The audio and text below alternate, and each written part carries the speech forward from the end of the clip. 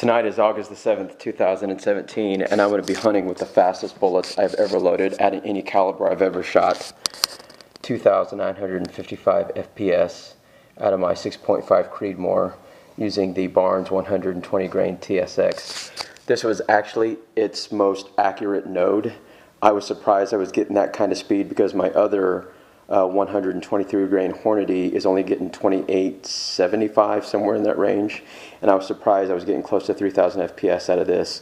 So there's actually a point where a bullet shooting through something will act more like a FMJ, and I'm actually concerned that that speed may blow through a hog and not give it enough time to expand.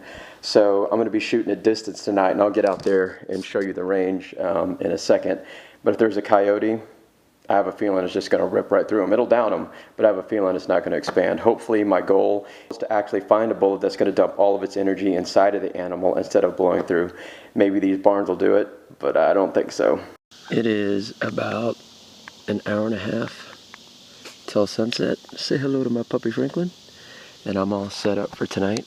The reason that I'm hunting prone right next to this house is we've got really questionable weather. And also, I haven't had a chance to really test out these Atlas bipods for a hunting scenario. I know they're going to do just fine because when I've used them for target shooting, they've been dead on. But I really want to harvest something, and I'm going to be shooting medium range at about 275 yards to the feeder, and I know you really can't see it.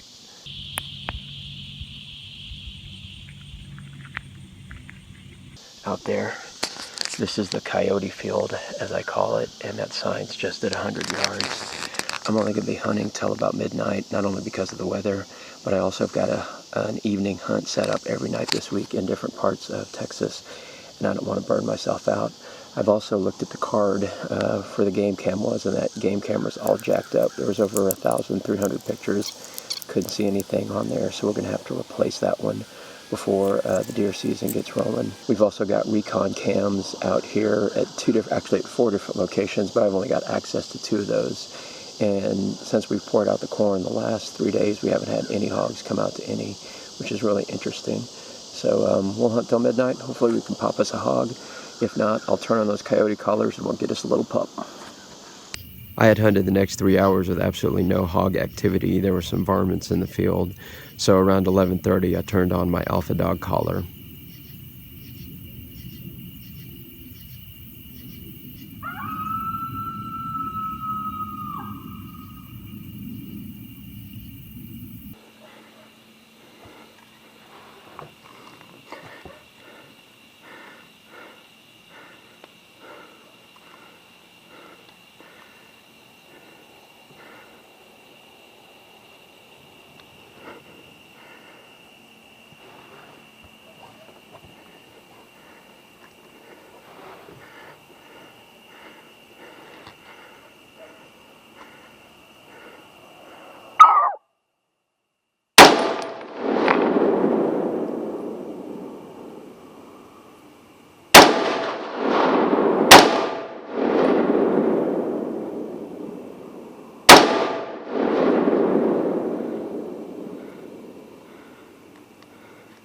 Why does this always happen to me at this property?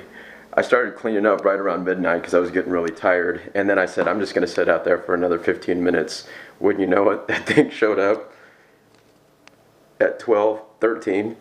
Took me a minute to try to figure out how I was going to get it. He kept on meandering around the woods and finally came out into the open. I guess that shot was less than 75 yards. I'll measure it in the morning. I'm not going to go down there right now. I've already kicked off my puppies, and there's a lot of poison ivy down there that I don't want to mess with, that I don't want to get, and so I'll check it out in the morning. We've got about 20 minutes before the sun comes up, and a big raccoon with 2 of its babies walked under the feeder at 275 yards. I'm going to take a shot at this.